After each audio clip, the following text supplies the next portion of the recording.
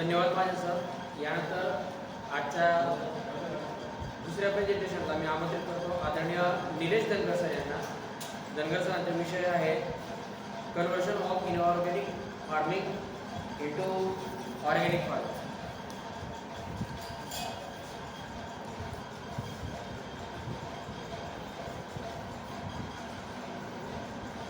संस्थेच्या सचिव आदरणीय शाळेचे प्राध्यापिका आदरणीय माधुरी मॅडम आणि उपप्राध्यापक श्री सर आणि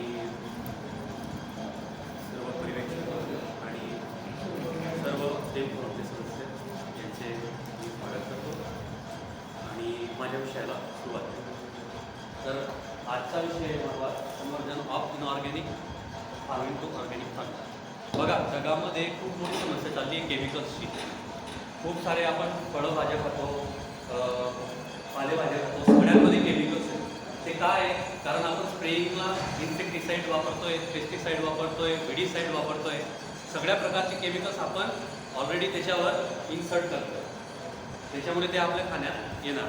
म्हणून हा विषय निवडावा असं मला वाटतं.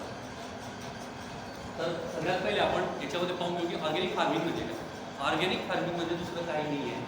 इन्सेक्टिसाईड, पेस्टिसाईड, विडीसाईड हे सगळे केमिकल सोडून आपण जी साधी शेती करतो तिला आपल्याला ऑर्गॅनिक फार्मिंग म्हणतो. ठीक आहे. तर आपण ऑर्गॅनिक फार्मिंगमध्ये वेगवेगळ्या टेक्निक्स पाहणार आहेत जेणेकरून ऑर्गॅनिक फार्मिंग कशी करतात ते आपल्याला कळेल. एकदम सोप्या भाषेमध्ये मी मांडण्याचा प्रयत्न केलेला आहे. तर पहिली टेक्निक आहे आपली क्रॉप रोटेशन. क्रॉप रोटेशन म्हणजे काय? सिम्पली काय करायचं, सतत तेच पीक परत परत घ्यायचं नाही. सारख्या जमिनीवर, त्याच जमिनीवर सेम पीस ऑफ लँडवर एकच पीक घ्यायचं नाही. एक्झाम्पल सांग, आता कोकण किनारपट्टीमध्ये काय करतात लोक? भातावर भात, म्हणजे तांदूळ तांदूळ तांदूळ तांदूळ, सतत ते त्या फील्डवर तांदूळच लावतात. त्याच्यामुळे काय होतं, कालांतराने ती जमीन नापीक होते. तर तसं न करता आपल्याला त्या जमिनीवर काय करता येईल? समजा आपण पावसाळ्यामध्ये जूनमध्ये मका लावला, मकाचं पीक घेतलं आपण, त्याच्यानंतर त्याच्यावर हरभरा लावला, हरभऱ्यावर परत आपण पपई लावली, पपई 15 नंबर लावली. ठीक आहे, 15 नंबर ही जात आहे पपईची. तर पपई लावल्यानंतर आपण केळी लावली. ह्या पद्धतीने जर आपण क्रॉपिंग पॅटर्न ठेवलं तर काय होईल? त्या मृदेला श्वास घेण्याचा वेळ भेटेल. आपण सतत तिचे न्यूट्रिएंट्स काढत असतो. आता एक्झाम्पल सांगतो, समजा आपण आधी मेज लावलेला आहे, मेज म्हणजे मक्का लावलेला आहे. मक्क्यावर आपण परत मक्का घेतला. मक्का हे खादाळ पीक आहे. खादाळ म्हणजे काय? हेवी फीडर, खूप खातं. जमिनीतले सगळे न्यूट्रिएंट्स ते एकाच वेळेस खायला बसतो मक्का. त्याच्यामुळे आपण काय करतो, मग मक्क्यानंतर आपण लावतो हरभरा. जो जनरल शेतकरी आहे त्याने तरी असं केलं पाहिजे असं मला वाटतं. हरभरा लावल्यामुळे काय होतं, ते जे न्यूट्रिएंट्स मक्क्याने घेतलेले आहेत जमिनीतनं, ते सगळे न्यूट्रिएंट्स हरभरा त्याला परत करतो जमिनीला. कसा परत करतो? तर हरभऱ्याच्या रूट्स, हरभरा पहिला मुद्दा म्हणजे लेग्युम क्रॉप आहे. लेग्युम क्रॉप काय असतं की त्याचे रूट्समध्ये रायझोबियम्स असतात आणि ते रायझोबियम्स काय करतात? नायट्रोजन फिक्सेशन करतात. त्याच्यामुळे नायट्रोजनचं प्रमाण खूप मोठ्या प्रमाणात वाढतं. आणि हरभरा लावल्यानंतर आपण पपई लावतो.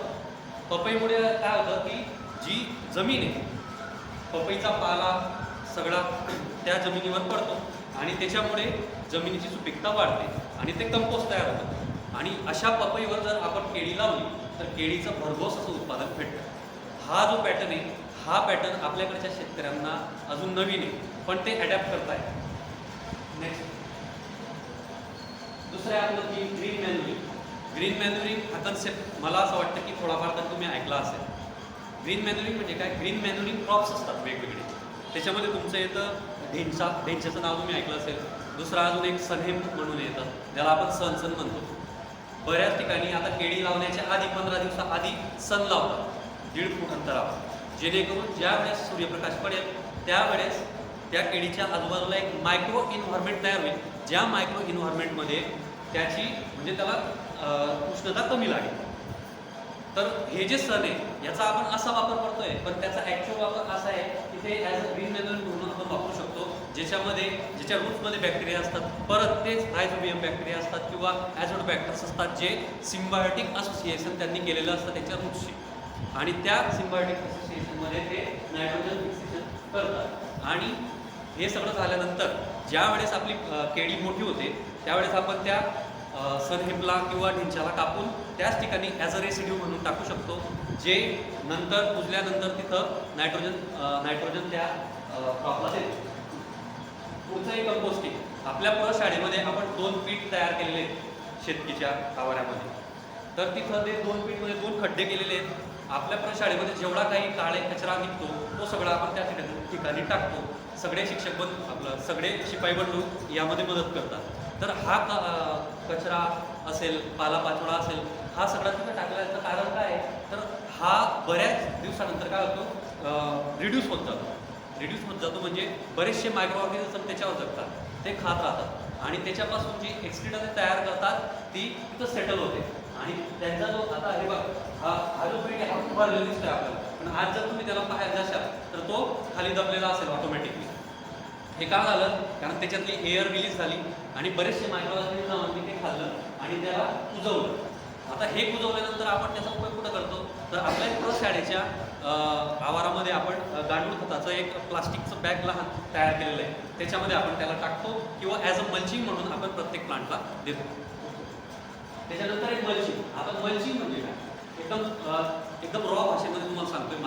मल्चिंग दुसरं काही नाही आहे. आपण जो सरफेस आहे मातीचा त्याला झाकतोय. कशासाठी झाकतोय? डायरेक्ट सनलाईट त्याच्या मातीशी कनेक्ट नको व्हायला. का नको व्हायला? कारण तिथे एक मायक्रो एन्व्हायरमेंट आपल्याला तयार करायचं आहे. कोणासाठी?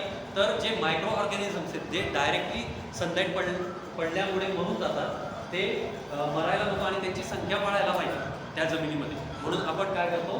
मल्चिंग करतो. आपण मल्चिंग 2 प्रकारे करू शकतो. एक, आपण ऑर्गॅनिकरित्या सुद्धा मल्चिंग करू शकतो, जो पालापाचोळा पडलेला आहे किंवा आपल्या इथं केळी सगळ्यांनी पाहिली असेल तर केळीचे पानं निघतात, ते पानं वगैरे यांच्यानी सुद्धा मल्चिंग करता येते. आणि दुसरी गोष्ट जी थोडी खर्चिक मला असं वाटते की तुम्ही प्लास्टिकच्या पॉलिथिन शीट्सपासून सुद्धा मल्चिंग करू शकता. पुढचं एक बायो फर्टिलायझर्स. आपण ऑर्गॅनिक शेती करताना बायो फर्टिलायझरचा मोठ्या प्रमाणात यूज केला पाहिजे असं मला वाटतं. आणि त्याचं एक उदाहरण म्हणजे अझोला. जे मागचं स्टेम करून ज्यांनी पाहिलं असेल त्यांना माहिती आहे की अझोला काय, याच्यामध्ये सुद्धा नायट्रोझोमोनास नावाचा बॅक्टेरिया असतो जो नायट्रोजन फिक्सेशन करत असतो सतत. आणि हे ज्यावेळेस आपण फील्डमध्ये टाकतो तर त्यावेळेस युरियाच्या बॅगा आपल्याला कमी टाकायची गरज पडते. नेक्स्ट तुमचा बायोलॉजिकल पेस्ट कंट्रोल. हा जो फोटो आहे हा आपण आपल्या आवारातलाच आहे. म्हणजे आपण जे बरीच बाग लावलेलं होतं त्याच्यामध्ये हे जे तुम्हाला किडे दिसतंय याला म्हणतात लेडी बर्ड बीटल. हा मित्र कीटक आहे. आपण काय करतो? स्प्रेइंग एवढ्या करतो आपण, पेस्टिसाइड्स एवढे टाकलेले आहेत आपण, जेणेकरून आपण हार्मफुल 3%, 4% ज्या गोष्टी आहेत त्यांच्याकडे बघून आपण 95% जे युजफुल किडे आहेत ते मारून टाकतोय आजच्या काळामध्ये. ही रियालिटी ही आपण ऍक्सेप्ट केली पाहिजे. तर आपल्या फील्डमध्येच का आला? कारण आपण तिथं ऑर्गॅनिक शेती करतो. आपण एकही स्प्रे दुसरा बाहेरचा घेतला नाही म्हणून. आता हा नेमकं काय करतो? ज्या काही मिरची असो किंवा पालेभाज्या असो त्यांच्यावर जे मावा आणि तुडतुडा नावाचे 2-3 प्रकारचे जे किडे येतात त्यांना खाण्याचं काम हा करतो. नेक्स्ट तुमचं वीड मॅनेजमेंट. आता वीड मॅनेजमेंट करताना पण काय करायचं? आपण विडीसाईड वापरायचे नाही, कोणत्याच प्रकारचं केमिकल वापरायचं नाही. मग काय करायचं? लेबर्स यूज करायचे. आता आपले विद्यार्थी असतात ते स्वतः विडिंग करतात. मग त्याच पद्धतीने आपण पण आपल्या फील्डमध्ये विडिंग हे लेबर्सच्या यूजने करायला पाहिजे, जेणेकरून केमिकलचा वापर आपल्याला टाळता येईल. आता हे वर्मी कंपोस्ट. हे वर्मी कंपोस्टिंग आपल्या फील्डचंच आहे तिकडचं. तर कशा पद्धतीने केला जातं? वर्मी कंपोस्ट म्हणजे काय? अर्थवर्म काय करतात? जो आपला कुजलेला, परत आहे का, जो आपला कुजलेला पालापाचोळा आहे तो अर्थवर्म खातात, रॉ नाही. जो कुजलेला आपला पालापाचोळा आहे तो अर्थवर्म खातात आणि खाऊन ते विष्ठा तयार करतात आणि ती विष्ठा म्हणजे आपलं वर्मी कंपोस्ट असतं. आता तुम्हाला ह्या साईडला जर वेगवेगळे बेड आहेत बघा, याची लेंथ जी 3 मीटर बाय 11 मीटर 12 मीटर अशा पद्धतीने असते. खाली त्यांनी विटा लावलेल्या आहेत आणि पॉलिथिन शीट टाकलेल्या आहेत. पॉलिथिन शीट्स याच्यासाठी टाकलेले आहेत की जे आपले अर्थवर्म आहेत ते जमिनीत जायला नको. कारण अर्थवर्मचा कॅरेक्टर असं आहे की जिथं जास्त मॉइश्चर त्या ठिकाणी ते अट्रॅक्ट होतात. ठीक आहे. आणि अशा प्रकारे आपण काय करतो? या ठिकाणी कावडंग म्हणा, म्हणजे शेण, पालापाचोळा हे सगळं टाकून त्याच्यामध्ये जर अर्थवर्म आपण सोडले तर ते थोड्या दिवसामध्ये वर्मी कंपोस्ट म्हणून तयार होतात. आता ह्या साईडला तुम्ही एक वेगळा फोटो बघताय बघा. या ठिकाणी मी मुलांना कॅन दाखवतोय. आता तो कॅन दुसरं काही नाही, त्याला म्हणतात वर्मी वॉश. वर्मी वॉश म्हणजे काय, हे जे अर्धपासून तयार केलेलं वर्मी कंपोस्ट आहे हे आपण ह्या लहान लहान बॅरलमध्ये टाकलेले आहे आणि त्या बॅरलमध्ये आपण थोड्या प्रमाणात पाणी टाकत असतो आणि खालच्या साईडला त्याला नळ असतो, त्या नळमध्ये कॅन बसवलेले असतात. हळूहळू कालांतराने 2 दिवसात 3 दिवसात हे सगळं जे पाणी हे त्या ठिकाणी जमा होतं आणि याचा कलर चेंज झालेला असतो. त्याचा कलर चेंज का झालेला असतो, कारण ते अर्थवर्मच्या बॉडीला लागून आलेलं सगळं पाणी असतं आणि त्याच्यामधून निघालेली जी वेस्ट आहे ज्याला आपण वर्मी कंपोस्ट म्हणतो त्याचं ते पाणी असतं, ज्याच्यामध्ये मोठ्या प्रमाणात न्यूट्रिएंट्स असतात. तर ते न्यूट्रिएंट्स जर आपण पिकाला दिले तर त्याची वाढ मोठ्या प्रमाणात होते आणि तुमच्या सॉइलची फर्टिलिटी वाढते. नेक्स्ट पुढचं आहे आपलं OWDC, ज्याला आपण ऑर्गॅनिक वेस्ट डिकम्पोजर म्हणतो. आता याची मोठ्या प्रमाणात आपण प्रचार करण्याचा प्रयत्न करतोय OWDCचा. का करतोय, कारण तुम्ही याच्या आधी जीवनामृत म्हणून एक ऐकलं असेल प्रत्येकाने. जीवनामृत तयार करा, ते त्याच्यामध्ये 5 घटक वापरले जातात. जीवनामृतचं तुम्ही शॉर्टकट सांगू शकतोय. कावडन घेतात, गोमूत्र घेतात, दही टाकतात, गूळ टाकतात आणि बेसनचे पीठ घेतात. हे सगळं मिक्स करून जीव अमृत तयार करतात आणि ते शेतामध्ये टाकतात. त्याच्याने फर्टिलिटी सॉइलची वाढते. आता हे एवढं करण्यापेक्षा डॉक्टर चंद्रा म्हणून एक सायंटिस्ट होते, त्यांनी एक नवीन शोध लावला. त्यांनी काय केलं, डायरेक्टली हे जे शेण होतं गाईचं शेण याच्यातनं 8-9 प्रकारचे बॅक्टेरिया एक्स्ट्रॅक्ट केले, आयसोलेट केले आणि हे बॅक्टेरिया डायरेक्टली सोल्युशन म्हणून विक्रीला काढले. आणि हे जर तुम्ही 2 किलो गुळामध्ये टाकले, आता त्याची प्रोसिजर कशी आहे, तर एक कॅन घ्यायचा मोठा 200 लिटरचा, त्याच्यामध्ये 180 लिटरपर्यंत आपलं पाणी टाकायचं. 2 किलो काळा गुळ म्हणतात त्याला, दारूचा गुळ म्हणतात, तो गुळ टाकायचा आणि जे सोल्युशन आहे ते सोल्युशन आपण टाकायचं. ते सोल्युशन म्हणजे दुसरं काहीच नाही आहे, सस्पेन्शन हे बॅक्टेरिया असतात, ते 8-9 प्रकारचे बॅक्टेरिया आहेत. ते टाकले की 7-8 दिवसांनी त्याला सावलीत पडू दिलं तर ते 7-8 दिवसात एकदम व्यवस्थित तयार होतं. एक लेअर येतो तिथं बॅक्टेरियाचा, लेअर आला आणि थोडा वास सुरू झाला की आपण समजून घ्यायचं की आपलं कल्चर तयार झालेलं आहे. आणि हे कल्चर दर 7 दिवसात जर तुम्ही तुमच्या जमिनीत ठेवलं, जमिनीत टाकलं किंवा स्प्रे केलं किंवा नळ्यांमधून सोडलं, ड्रीप इरिगेशनमधून सोडलं तर याचा खूप मोठा चांगला रिझल्ट आपल्याला भेटतो. हे आपण स्वतः यूज करतोय आणि अनेक शेतकऱ्यांना देतोय. तर तुम्हीही याचा प्रचार करावा असं मला वाटतं. Next livestock production. Livestock production म्हणजे काय, आपल्याला फक्त गाई आणि म्हशी फक्त दूध पुरता माहिती. आपले पूर्वज काय करायचे, यांचा पूर्णतः वापर करायचे. पूर्णतः म्हणजे जरी आपली गाय दुभती नसेल तरी सुद्धा तिला पाळायचे. का पाळायचे, कारण ते मेन त्याच्यातनं जे इन्कम देणारा सोर्स आहे तो शेणला कन्सिडर करायचे. म्हणजे cow dung is a main source for income, not दूध नाही. आपण काय केलेलं आहे, आपण आता मेन सोर्स बघून बघतो तर तो दूध म्हणून बघतो. तर दूध न बघता माझं असं म्हणणं आहे की गाईचं शेण म्हणून आपण त्याच्याकडे मेन सोर्स म्हणून जर बघितलं तर गाय आपण लॉंग टर्म टिकू शकतो किंवा त्याला चारा खाऊ घालू शकतो. तर काय करतात माहिती का, लष्कर प्रोडक्शनमध्ये मोठ्या प्रमाणामध्ये जे गाईचं शेण आहे ते आपण जे मोठमोठे शेतकरी आहेत ते शेतामध्ये टाकतात. आता याच्यात पण एक ट्रिक आहे. ट्रिक अशी आहे की ज्याच्याकडे पैसा आहे, जो मोठा शेतकरी तो बिघ्याला अराउंड 4 ते 5 ट्रॉली शेणखत टाकतो. अराउंड 4 ते 5 ट्रॉली शेणखत टाकतो. 2600 ते 2700 रुपये एक ट्रॉली शेणखत आहे.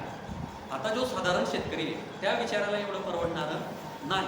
मग त्याच्यासाठी काय करायचं, त्याच्यासाठी एक उपाय असा आहे की बिघ्याला जो 4-5 टाकतोय की तुम्ही एका सावलीमध्ये प्लास्टिक शीट खाली असला, प्लास्टिक शीटवर एकच ट्रॉली शेणखत टाका. शेणखत टाकल्यानंतर त्याच्यामध्ये पाईप सोडा आणि त्या पाईप्समध्ये हे जे आपलं OWDC आहे ते इन्सर्ट करा आणि 15-20 दिवस त्याला तसंच राहू द्या. 15-20 दिवस झाल्यानंतर त्याची पॉवर खूप मोठ्या प्रमाणात वाढेल. असं का म्हणतोय मी, कारण जे 8 प्रकारचे बॅक्टेरिया आपण आयसोलेट केले जे OWDC मध्ये आहेत तेच बॅक्टेरिया आपण त्याच्यात टाकतोय, त्याला तिथं फेवरेबल कंडिशन भेटते आणि ते मोठ्या प्रमाणात मल्टिप्लाय होणार तिथं. त्याच्यामुळे जिथं आपल्याला 4 ट्रॉली बिघ्याला खत लागतंय त्या ठिकाणी आपण एकच ट्रॉली खताने काम करू शकतो. आणि अजून जर त्याची आपल्याला इम्प्रूव्हमेंट करायची असेल तर ते लिक्विड बनवून सोडा, सॉलिड न सोडता. लिक्विड बनवून जर तुम्ही सोडलं तर त्याची जी व्हॅल्यू आहे ती मोठ्या प्रमाणात वाढेल. कारण बॅक्टेरिया जे ते लिक्विडमध्ये जास्त लवकर मल्टिप्लाय होतात. नेक्स्ट आहे हा जो ऑर्गॅनिकचा पूर्ण कार्यक्रम होता. हा फक्त मी एकटा राबवत नव्हतो. आपला महाराष्ट्र शासनातर्फे चोपडा ॲग्रिकल्चर डिपार्टमेंटचे त्यांच्या मदतीने गावेगावी जाऊन हा प्रचार ताई 2 महिन्यापासून आम्ही करतोय. तर हे वराडला काय काढलेले फोटो आहेत आणि नेक्स्ट साईड त्याच्यानंतर हे बुटगाव जे अनवर्ध बुटगाव त्या ठिकाणी काढलेले फोटो आहेत. बऱ्याचशा शेतकऱ्यांनी याच्यात काही प्रॉब्लेम असा येतोय की सगळे हो हो म्हणतात ऑर्गॅनिक शेती करायला, सगळे म्हणतात हो, पण करायला कोणी तयार नाही. सगळ्यात मोठा प्रश्न मला पहिल्यांदा कोणी विचारतं का हो आम्ही ऑर्गॅनिक शेती करू, पण रिझल्टचं काय, रिझल्ट लवकर भेटेल का? तर याचं उदाहरण म्हणून मी एक देतो. सिक्कीम असं हे राष्ट्र आहे आपल्या इथलं जे राज्य आहे सिक्कीम, तर ते 100% ऑर्गॅनिक शेती करतं. 2003 मध्ये किती 2003 मध्ये त्यांनी ठरवलं होतं की आपण फर्टिलायझर आयात करायचे नाही. 2003 पासून सिक्कीममध्ये फर्टिलायझर्स येत नाही, कोणत्याही प्रकारचे विडीसाईड येत नाही, इन्सेक्टिसाईड येत नाही. 100% ऑर्गॅनिक बेसिसवर ते त्यांची शेती करतात. त्यांचं उत्पन्न भरघोस येतं. मग आपल्याकडे काय आहे? प्रश्न आलाच नाही. प्रत्येक गोष्टीला वेळ द्यावा लागतो.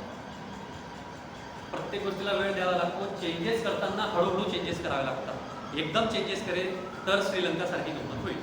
श्रीलंकाने काय केलं? श्रीलंकाने एकदम आदेश काढला की मला पूर्णपणे ऑर्गॅनिक शेती करायची आहे, सगळे एकदम बंद करून दिले. इकॉनॉमी पूर्ण दाखवून गेली. असं आपल्याला करता येणार नाही. मग सोल्युशन काय आहे? तर सोल्युशन एकदम सिंपल आहे. 5 वर्षाचा टाइम पिरियड घ्यायचा. हळूहळू केमिकल बंद करायचे. कसं बंद करायचे? मग परत तुमचा प्रश्न पुढचा, मग त्याची व्हॅल्यू कमी होईल का, प्रोडक्शन कमी होईल? नाही होणार. का नाही होणार? कारण आता मी ज्यावेळेस तुम्हाला ते एका ठिकाणी खत टाका आणि त्याच्यात OWDC टाका असं सांगितलं, ते खत टाकताना त्याला डेपो म्हणतात. नाही डेपो, एक साधारण भाषेमध्ये त्याला डेपो बनवणे असं म्हणतात. काय करतात त्याच्यामध्ये की टाकलं तुम्ही खत, त्या खतामध्ये जर तुम्ही बिघाला 6 युरिया वापरत असाल, ठीक आहे, तर त्या डेपोमध्ये 4 टाका युरिया. जर 3 DAP वापरत असाल तर 2 टाका स्टार्टिंगला पहिल्या वर्षी. हा माझा स्वतःचा अनुभव आहे. SSP म्हणा, सिंगल सुपर फॉस्फेट, ते तर आपण आधीच टाकून देतो. ज्यांनी शेती पाहिली असेल, डिटेल नॉलेज त्यांना माहिती असेल. तर ह्या ज्या गोष्टी आहेत ह्या तुम्ही अप्लाय करा सोबत त्या डेपो बनवून आणि त्याच्यात मिक्स करा. 6-7 दिवस राहू द्या. त्याच्यात तुम्हाला एक कणही सापडणार नाही याचा, कशाचा? मटेरियलचा. आणि ज्यावेळेस आपण मटेरियल फेकतो त्यावेळेस तुम्ही वर्ष जाऊ द्या, वर्ष ते मटेरियल आपल्याला वरती पडलेलं दिसतं. का होत नाही? मग तुम्ही हा अप्लाय करा. तुम्ही डेपो बनवा. डेपो बनवून ह्या वर्षी तुम्ही 4 टाकले युरिया बिघ्याला, पुढच्या वर्षी 3 करा, त्याच्या पुढच्या वर्षी 2 करा, त्याच्या पुढच्या वर्षी 1 करा आणि त्याच्या पुढच्या वर्षी 0 करा. 100% मी सांगतो की उत्पन्न सारखं येईल. काय आहे? कारण आपण ती मातीला सवय लावतोय. ग्रीन रिव्हॉल्युशन आपलं 1972ला 1970s मध्ये झालं. त्यावेळेस काय झालं? आपली जमीन ऑलरेडी सुपीक होती. जर तुम्ही शेतात चालले असाल तर त्यावेळेस तुम्हाला वाटत असेल की आपली जमीन मऊ आहे, बिना चप्पलचं आपण जमिनीवर फिरू शकत होतो. आता जाऊन बघा तुम्ही शेतात, बिना चप्पलचं तुम्ही जमिनीमध्ये पाय ठेवून चालला, पूर्ण कडक होऊन गेली, बरोबर आहे. मग ह्या 5 वर्षात काय होईल? आपण ऑलरेडी कंपोज झालेला कार्बन त्याला देतोय जमिनीला आणि बरेचसे न्यूट्रिएंट त्याला देतोय. कशातून? शेणखत. आणि प्लस आपण कॉस्ट ऑफ कल्टिवेशन पण मेंटेन करतोय. हळूहळू आपण काय करतोय? युरिया, DAP हे कमी करतोय, बरोबर आहे. त्याच्यामुळे प्रत्येक गोष्टीचं सोल्युशन ऑर्गॅनिक शेती आहे हे मी ठामपणे सांगू शकतो. थँक्यू. कोणाला काही अडचण असेल तर तुम्ही मला विचारू. हां,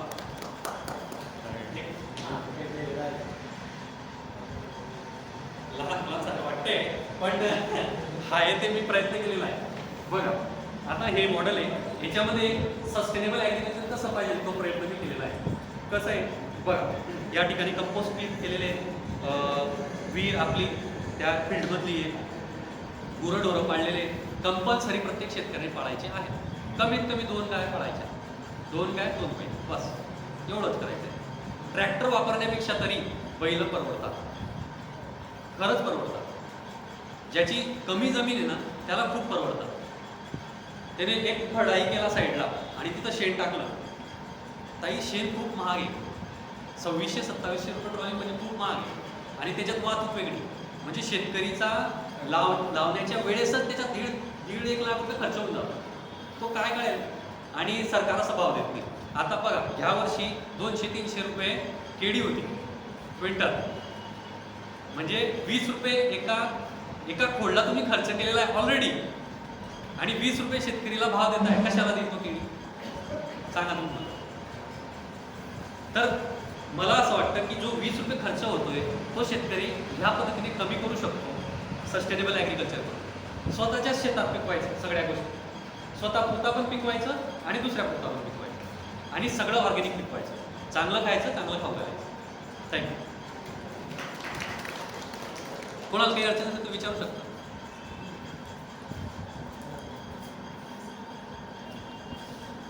धन्यवाद सर. आजच्या तृतीय पर्वाच्या 15व्या पुष्पात आपल्याला आदरणीय ताईसाहेब यांची उपस्थिती लाभली.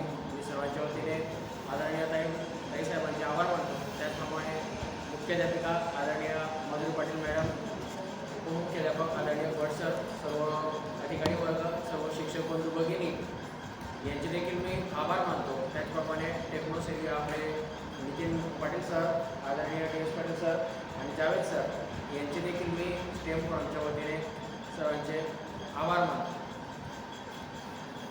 त्यांच्या पूर्वपरवानगीने कार्यक्रम संपतो. जय हिंद.